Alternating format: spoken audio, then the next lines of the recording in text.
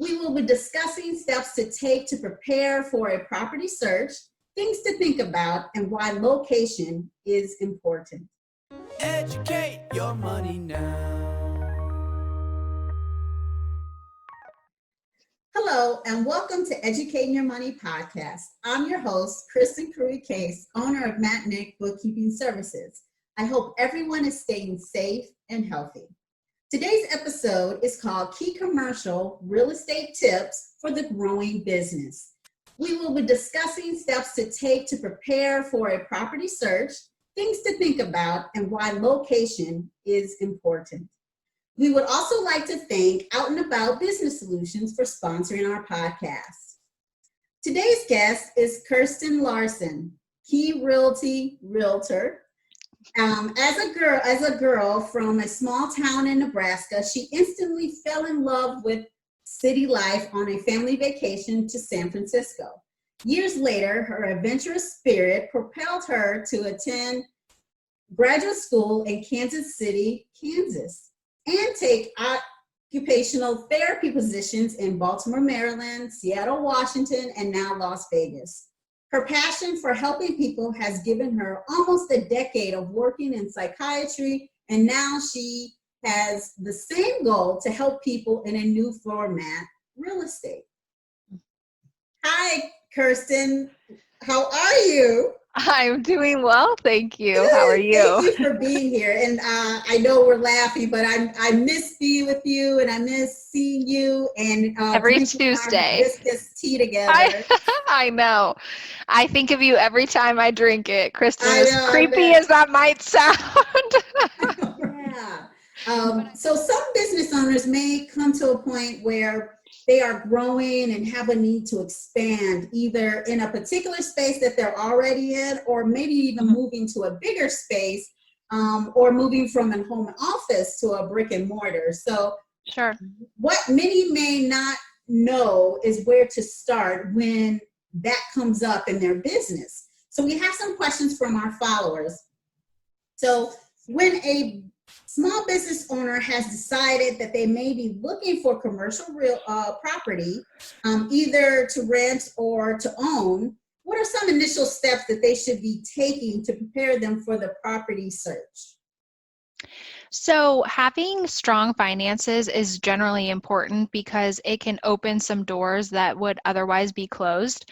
It really just shows the landlord or the property owner that you're a serious buyer or serious tenant, because they see a lot of they can get a lot of interest that isn't really valid. So they want to know that they're not going to be wasting their time with the person.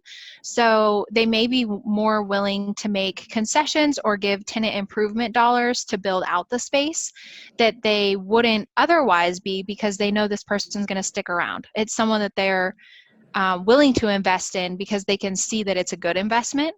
So that's the first thing. The other thing is the size of the space can be a really important factor, because for whatever reason, people really don't tend to have a good handle on how much space that they need or would be the right fit for their business. So whether it's 400 square feet or 1,000 square feet or even 10,000 square feet, people kind of struggle with what size is right for their business. And so it can be really helpful for them to either look at friends' businesses or just other businesses in general, to get a gauge of what that size really looks and feels like. Because otherwise, if it's too small, they're going to outgrow it too quickly. And I actually have a client in that exact position right now. He's only 6 months into a 24-month lease, and he's already outgrowing it, which is amazing because the business is doing really well. But now we're trying to problem solve and, are we considering a sublease? Can we make it work? So that can happen, or you can be paying for rent on a space that's so much bigger than you need, and it's just money out the window, because it's really not like the right size for you. So your cost can be more than what it needs to be, because you kind of overshot what you thought you needed. So those are just two important factors kind of from the get-go. So yeah, I can see how like really gauging the amount of space you need could definitely be something that should be considered, you know, for a business owner, because like you said, if you don't realize that you're going to be growing that quickly, you can quickly outgrow it before you know it. And then now you're stuck with trying to figure out ways to get out. And it's just an unnecessary headache, you know, because you're already, if you're so focused on your business and your business is doing really well and you're, you know, handling all these challenges that come every day and putting out fires, the last thing that you need is that your space is either too big or too small. So, and it's tricky for people if they don't, like you said, some people are moving from a home office or just working out of their home space. And it's difficult to kind of really envision unless you've been in some places and really kind of felt it out. And, so yeah, it can make a world of difference because it's not another headache that needs to be on people's, you know, task list, to-do list. Yeah. Right. Definitely.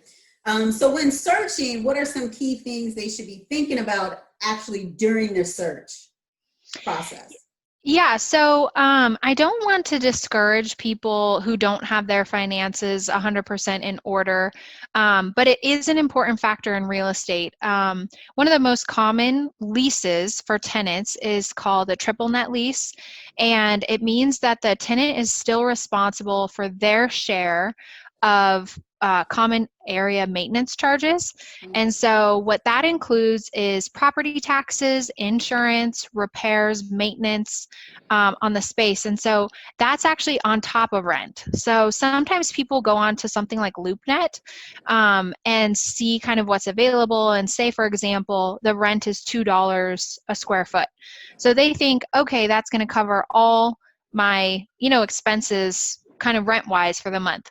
But actually what that means is that the CAMs, or common area maintenance charges, on top of that can be as much as, you know, a fifth to a fourth of what that rent cost is.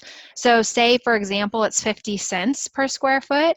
You're looking at a total of $2.50 per month. And I mean, maybe that's not a big deal to some people, but it tends to be, you know, to the people that I work with, because some people aren't aware that that's going to come along with it. And the CAMS charges are completely non-negotiable.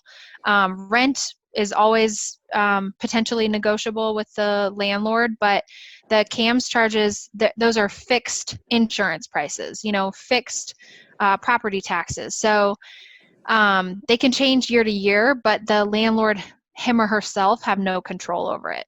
So that's one thing. The other thing that I ask people during this property search is to please give specific feedback.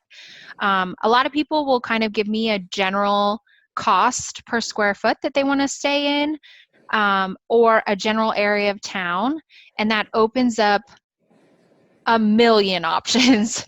And even if you don't know exactly what you want, you know, to start with, because I understand people, you know, can be new to it and not really know what their options are. But once I am feeding you a bunch of options, I just ask people to please tell me what they like and don't like, because otherwise, you know, we would be at this forever. I really can't narrow the search, and I can't give them their best options and not waste their time, you know, with every option under the sun, unless I know kind of what we're shooting for. So that's one thing that even if they initially don't know, I think that once they see some things, I just really ask people to narrow down and be specific, you know, about what they're looking for. And so during the process, when you're helping them search for a commercial property, you're asking if they're able to give you some information, then it probably helps make your job a little easier to narrow down what you show them. Sure. I mean, it makes my job easier, but two, I am dealing with busy people, Right. And so what busy person wants to see 100 decent options that don't fit their specific criteria versus here are my best 10 options. Pick what you want, 4 or 5 of those, and we'll see those. So it really, it helps me certainly, but it really just helps me best serve them. Right. Because every business is different, but these business owners are busy, and so it's really an attempt not to waste anyone's time, the landlords and the other agents as well, the listing agents as well, so yeah. Right. Yeah, that's true. I never thought of it from that point of Yeah. view, that they're just as busy, and then they may get discouraged because there's so much to choose from, or Right. overwhelmed, I guess. Yeah, and it can be overwhelming. And again, they're just not every property is going to be a good fit, And so I just need to know why that is, Mhm. because I can't make any assumptions, without their real input. So, yeah.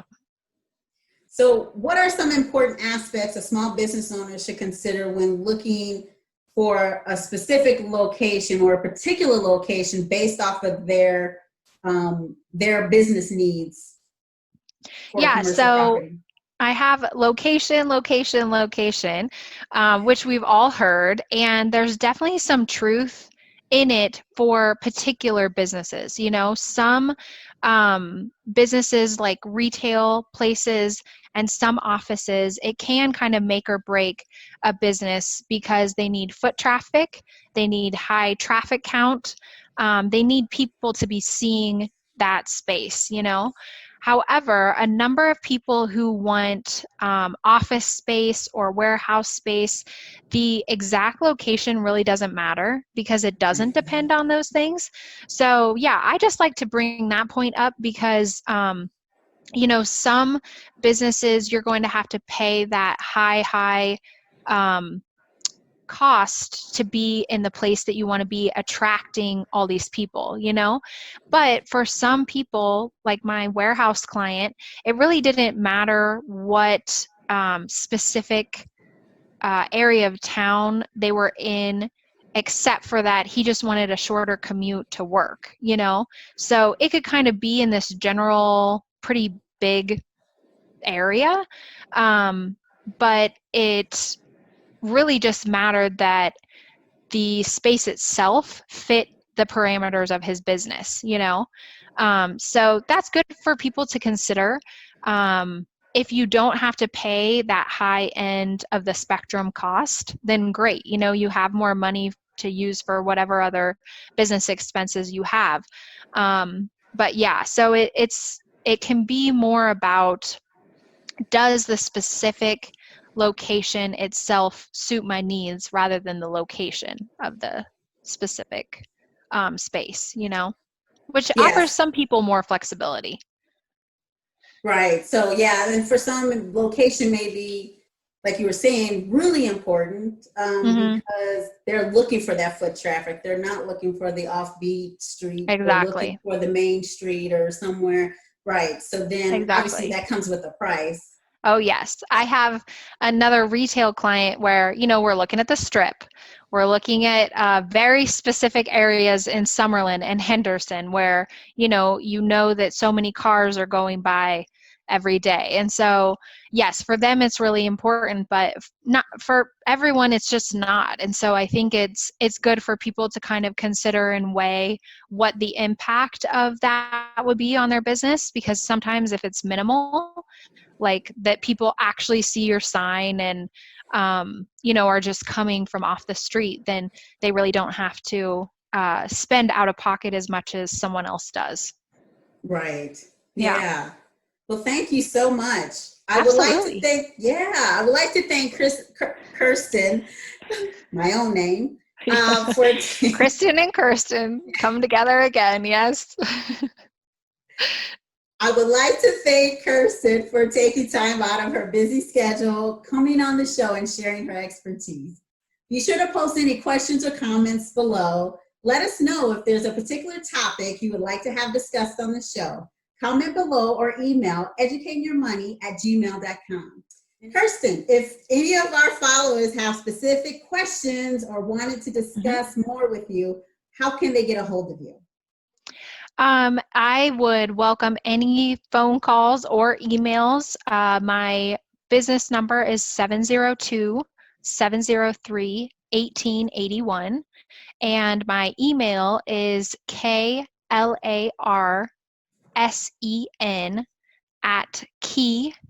KEYRNV.com. So KLarsen@keyrnv.com. And I look forward to hearing any questions or having any conversations about what we discussed, most certainly. Thanks for watching Educating Your Money podcast, where it's not just about making money, but about educating your money. See you next Monday for the next episode. Thank you and be safe, everyone.